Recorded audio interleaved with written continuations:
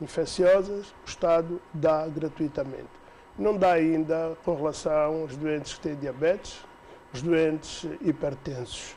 Os doentes oncológicos também ainda não, portanto, porque nós estamos há relativamente pouco tempo a manusear as doenças crónicas, tanto do ponto de vista da promoção, dos estilos de vida. Daqui a quanto tempo é que isto será possível? No próximo ano nós vamos fazer isso. Tem implicações financeiras que têm que ser discutidas com outros setores, não se esgota no Ministério da Saúde, mas têm de ser porque são importantes. E a nossa grande preocupação é garantir o acesso. Se isto funciona como uma limitação no acesso, nós temos que retirar esta barreira para aumentar o acesso. Como é que o país está em termos de cobertura de rede sanitária? Há ainda muitas deficiências nesta matéria? Não podemos comparar a situação que nós vivemos hoje com a situação que vivemos, por exemplo, há 5 anos atrás, muito menos há 10 anos atrás. Porquê? Porque, por um lado, há um esforço central para criar, que levou à criação de pelo menos um hospital municipal em cada um dos municípios do país. Depois, como resultado da municipalização dos serviços de saúde. E aqui é importante sublinhar que 60% do orçamento do Ministério da Saúde é operacionalizado ao nível dos municípios, nas unidades municipais de saúde. Há um grande esforço de reconstrução, de oferta de serviços, que faz com que, ao nível do interior, ao nível dos municípios, a saúde esteja a melhorar significativamente. Há informações que há centros médicos aqui em Luanda que estão fechados. Porquê? Não tenho essa informação, que hajam centros médicos que estão fechados. Houve uma altura em que não tinham as equipas médicas que desejariam.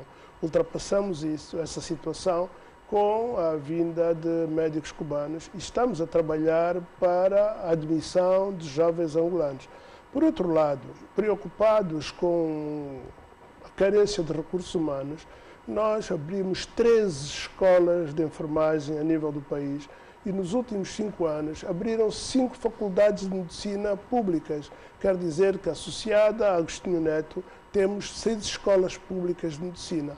Temos também um acordo com Cuba e todos os anos, de há 5 anos a esta parte, vão 100 jovens para estudar medicina bolseiros. Então, isto vai fazer com que nós possamos brevemente ter mais recursos humanos para preencher a rede com profissionais mais diferenciados. Já agora, que avaliação é que faz da prestação de serviços? Só um aspecto que é muito importante, que é criar as condições para que possamos colocar jovens médicos em toda a dimensão do país.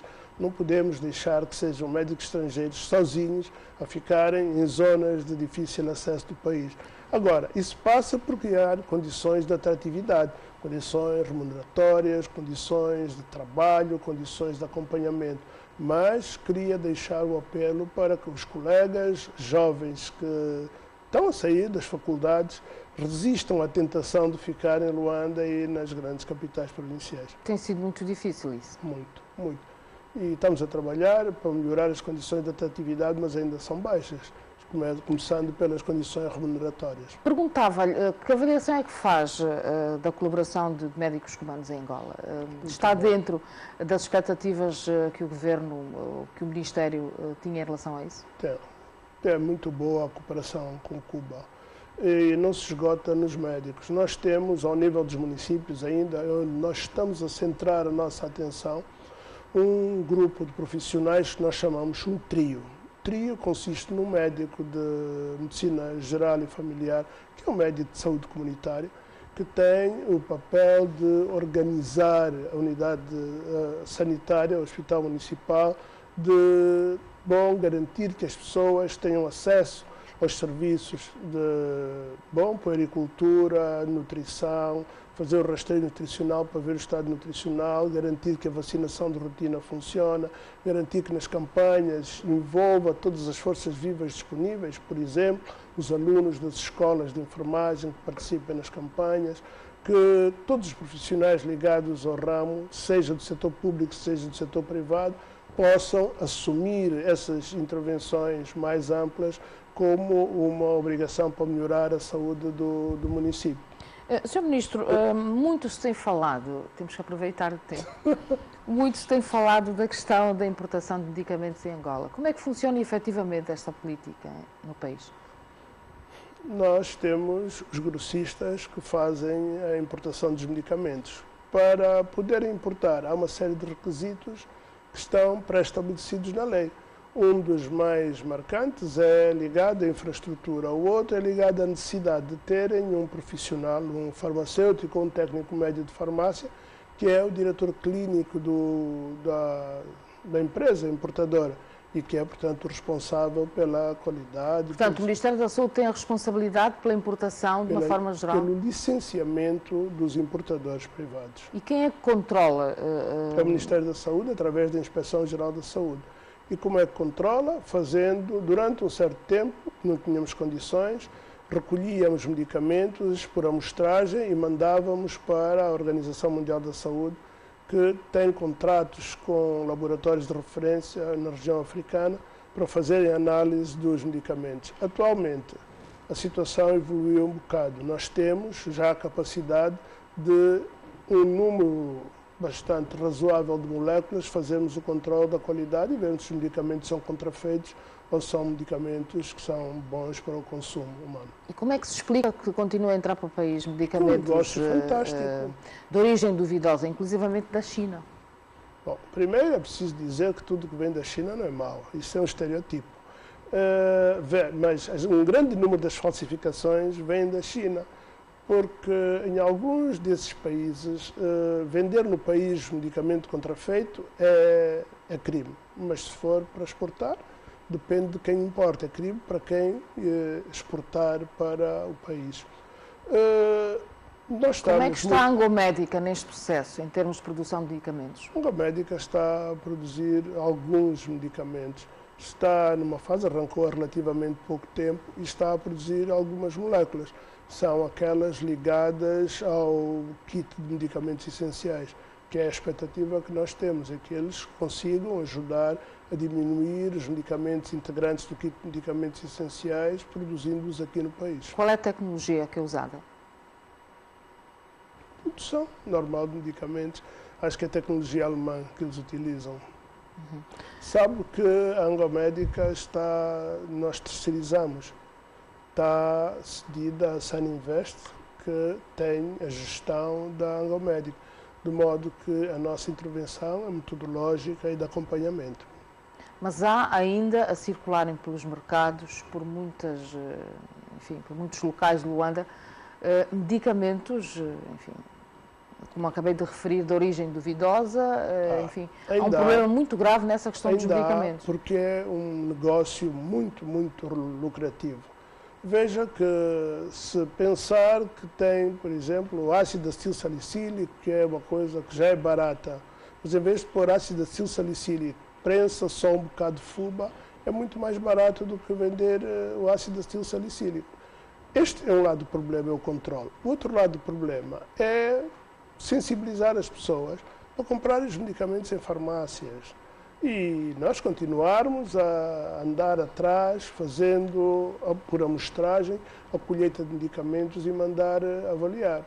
E há pequenas coisas que mostram, que falam da qualidade dos medicamentos. Por exemplo, ter uma caixa que diz aspirina do laboratório Fernando e José Vandúnia. Não pode ser.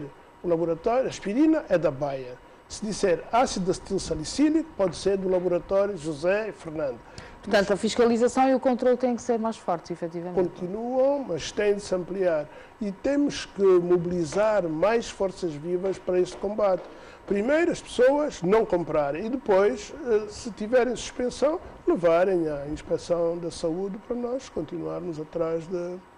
Outro negócio rentável é a criação de clínicas. Aí está o velho problema e a polémica que normalmente acompanha essa situação. Nem sempre a qualidade responde, de facto, com os preços que são praticados nessas clínicas. O que é que o Ministério da Saúde faz? Quem é que controla isto? É o Ministério da Saúde, através da inspeção.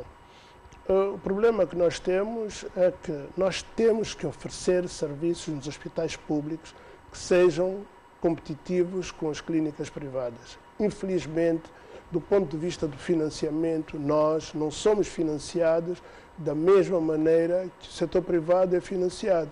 E nós temos que receber as pessoas todas gratuitamente. O setor privado cobra para receber.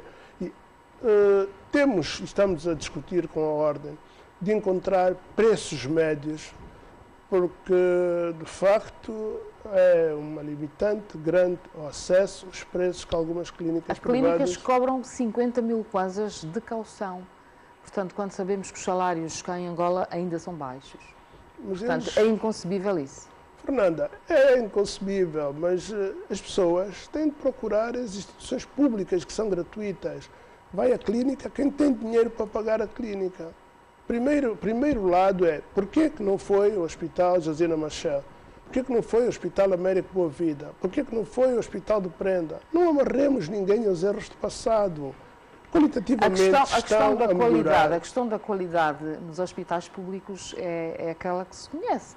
A questão do atendimento nos hospitais públicos é aquela que se conhece. Os hospitais vivem abarrotados e nem sempre a qualidade é aquela que as pessoas de facto desejam. É verdade. A hotelaria não é aquela que nós gostaríamos, porque a pressão é enorme. Nós estamos a diminuir a pressão, aumentando os hospitais municipais. Mas Luanda cresceu muito, precisamos ainda de mais hospitais municipais. Mas se for um grande número dos hospitais municipais, a Samba, a Sambizanga, a Viana, a Cacoaco, os hospitais estão cheios. As pessoas vão ao hospital porque temos equipas médicas boas que estão a reconquistar a confiança das pessoas. Mas a pressão... Temos a questão da gasosa. Estamos a trabalhar para acabar com a gasosa, mas sabe que infelizmente não podemos sacar a saúde de questões que são nacionais.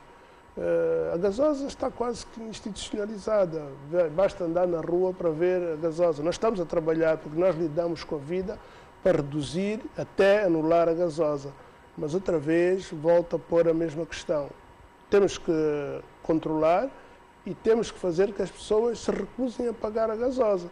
Nós temos uma caixa de reclamações. As pessoas podem pôr lá discretamente a sua reclamação com o seu número de telefone. As direções das instituições são avaliadas também em função do tratamento que dão à caixa do utente. Então as pessoas estão obrigadas a dar respostas às reclamações dos cidadãos. E os casos da gasosa diminuíram muito significativamente. Não acabaram, mas diminuíram muito significativamente.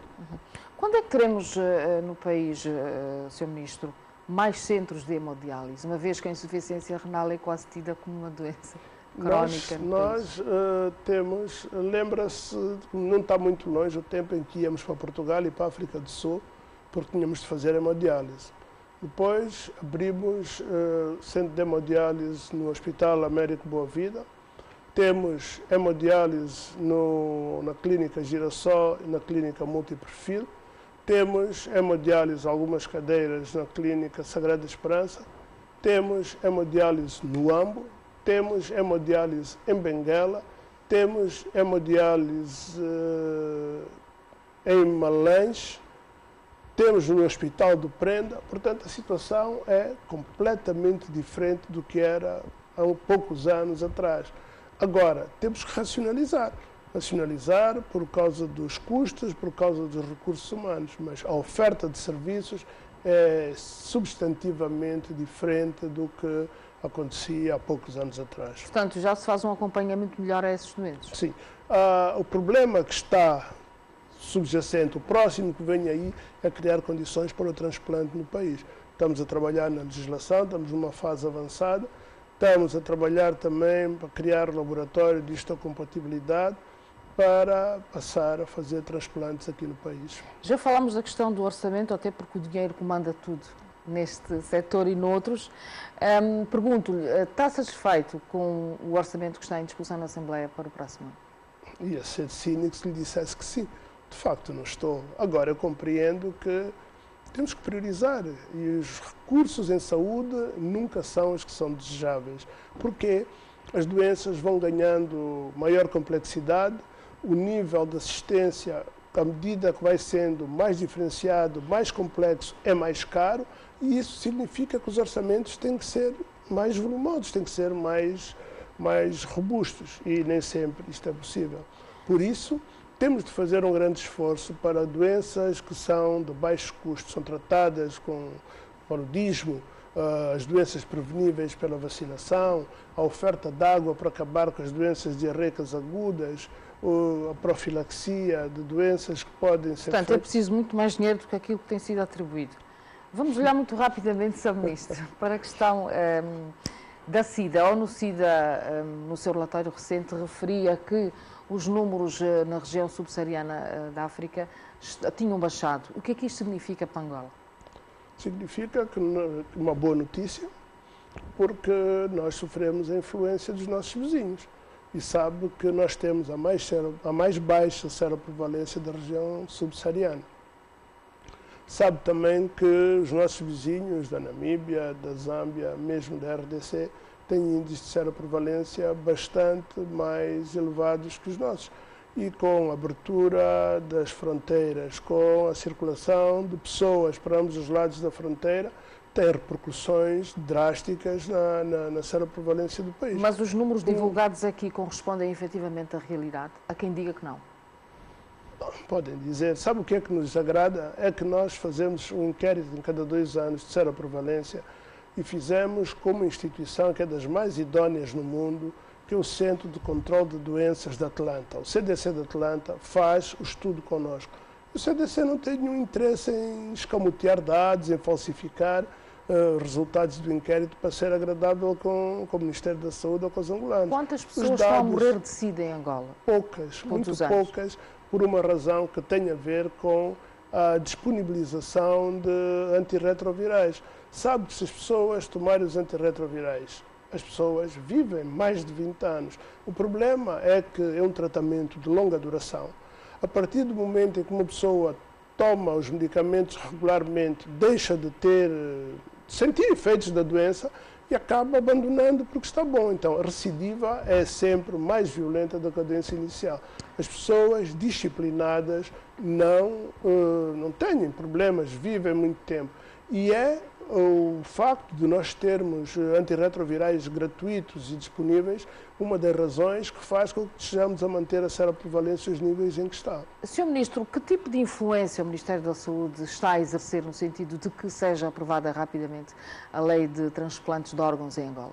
Nós estamos profundamente interessados e dialogamos, fizemos advocacia e creemos que ao nível do Parlamento vai ser muito fácil. Isto é uma área que é consensual, o benefício que tem.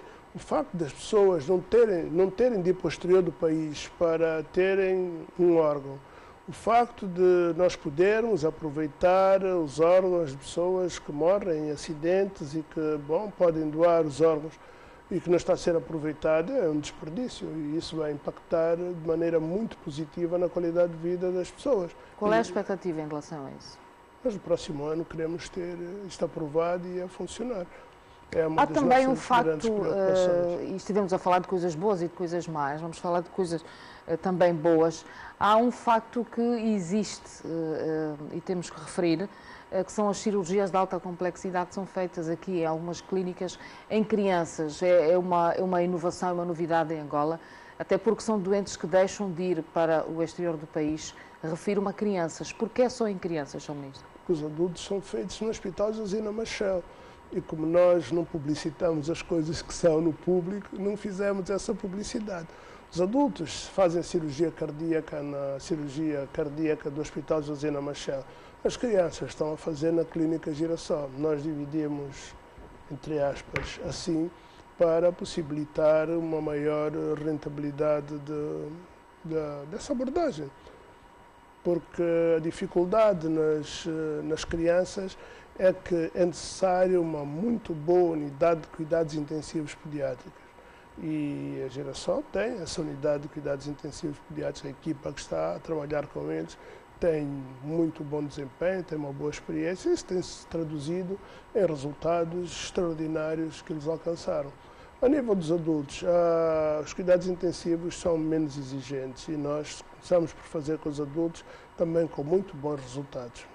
Sr. Ministro José Vandurem, muito obrigada por ter vindo à grande entrevista. Espero tê-lo aqui em outras ocasiões. Muito obrigado, Fernanda. Prazer. Obrigada.